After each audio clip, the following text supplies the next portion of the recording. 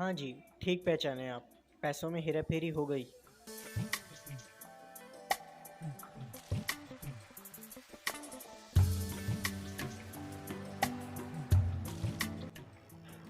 Hello जी, अस्सलाम वालेकुम। कैसे हैं आप सब? उम्मीद करता हूँ आप सब खैरियत से होंगे। तो सबसे पहले तो आप सबको ईद मुबारक और ईद की बहुत-बहुत शुभकामनाएँ। तो जैसे कि आपको पता है, ईद जो है वो ख़त्म हो चुकी है और मैंने जो है वो ईद का कोई व्लॉग नहीं बनाया, क्योंकि मैं ईद पे थोड़ा मसरूफ़ था और मेरा दिल भी नहीं कर रहा था व्लॉग बनाने का, क्योंकि सब घर वाले आस-पास थे। तो इस वजह से पहला दिन जो है वो तो कोई व्लॉग नहीं बना, क्योंकि मैं जो हूँ नमाज़ पढ़ के आके डायरेक्ट सो चुका था और पूरा दिन जो है वो सोने में ही गुजर गया था, इसलिए मैंने कोई व्लॉग नहीं बनाया, ये आप याद रखें। ऊपर से एक मसला ये भी था कि हमारा जो स्टोरेज है मोबाइल की, उसने हमारे साथ छोड़ दिया था। 128 GB है, लेकिन फिर भी वो फुल हो चुकी थी, जो फिर मैंने दूसरी ईद की सुबह को बैठ के खाली की, थोड़ी अपनी तस्वीरें खींची और दूसरी ईद का जो थोड़ा बहुत व्लॉग है वो मैंने बनाया। हाँ, तो भाई सेकंड ईद के सीन्स ये हैं कि जो सब हमारा ननियाल है पूरा, वो हमारे घर पे आ जाता है, क्योंकि क्योंकि हमारी जो मम्मा हैं वो सबसे बड़ी हैं बहन भाइयों में, तो सारा जो ननियाल है वो हमारे घर पे आ जाता है और सब बच्चे कच्चे, इतना रश शोर शराबा, जिसकी वजह से मैं व्लॉग्स नहीं बना सका और मैं भूल भी गया था कि मैं व्लॉग्स बनाता हूँ। उन बच्चों में इतना मसरूफ़ हो गया था मैं कि मैं भूल चुका था। लेकिन शुरू में जब कोई आया नहीं था इतना और इतना रश नहीं था, तो मैंने व्लॉग बनाया था, वो भी अपनी मम्मा के कहने पर।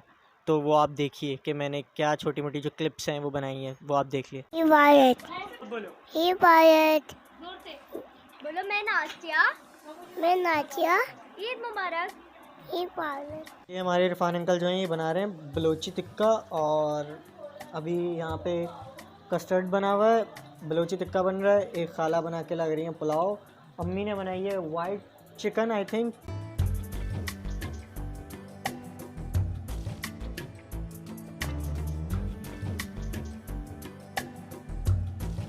हाँ, तो उसके बाद हुआ ये कि ईदियाँ बँटना शुरू हुई और हमें जो है वो सबसे कम ईदी मिली। अब कम से मुराद कम नहीं, कम से मुराद ये कि मुझे सबसे बहन भाइयों से सबसे कम ईदी मुझे मिली है। उसकी एक वजह है, वो मैं आपको भी बताता हूँ। ये रही मेरी सारी ईदी वॉलेट के अंदर, और इसमें से जितने थोड़े आधे से ज़्यादा पैसे हैं वो मैं खुले जो है वो करा चुका हूँ पहले ही। तो ये रहे मेरे सारे पैसे, और ये तकरीबन 550 रुपये हैं, जो कि मैं इसमें से ख़र्च कर चुका हूँ। ये 10-10 के नोट आप देख सकते होंगे, ये 10, ये 10, ये 10, ये 10, ये 10-10 के नोट जो थे वो 100-100, 200-200 ऐसे करके मिले हुए थे। बाकी हमने जो है वो उसको खुले करवा लिए। सारा मसला ही यही है। अब मेरा दिमाग जो हो रहा है वो थोड़ा घूम रहा है, क्योंकि पंखा जो है वो नहीं चल रहा और हम ऐसे ही आके बैठ चुके हैं, और पहले पंखा चलाएंगे फिर आपसे बात करेंगे। रुकें ज़रा। अरे बाप रे, बहुत गर्मी है यहाँ तो यार, बहुत गर्मी हो रही है आज। वैसे पंखा हमने चला दिया है। अब आएंगे असल मुद्दे पे। तो सीन्स कुछ ऐसे हुए कि पहली ईद को जो था वो मैं सो रहा था, सोने के बाद 4:30 बजे तकरीबन मैं उठा और मैं अपनी चला गया बहन के घर ईद मिलने। तो उस दौरान जितने लोगों ने भी मुझे ईदी दी होगी वो रख ली मेरी छोटी बहन ने। अब यहाँ हो गई थोड़ी सी गड़बड़। अब सब ने उसको बताया ये कि ये है मुबश्शिर की ईदी। उन्होंने क्या किया, उन्होंने वो सारी ईदी जो थी वो उठा के वो रख ली अपने पर्स में। अब हुआ ये कि वो बोल रही हैं कि ये मेरी ईदी है। वैसे सब ने उनसे बोला था कि ये मुबश्शिर की ईदी है। तो फिर जब मैं घर आया तो मेरी छोटी बहन ने मुझे बोला कि तुम्हारी ईदी जो है वो दूसरी बहन को दे दी है। और मैंने जब उससे मांगा कि भाई लाओ मेरी ईदी तो दो, तो वो बोली कि तुम्हारी ईदी तो नहीं है, ये तो सारी मेरी ईदी है। फिर आखिरी में पता चला कि वो कर रही थी मजाक, और उन्होंने बोला कि ईदी अपनी मुझसे थोड़ी देर बाद ले लेना। मैं बोला चलो इतने में थोड़ा अपना काम निपटा लूँ और तो फिर मैं तुमसे ईदी ले लूँगा।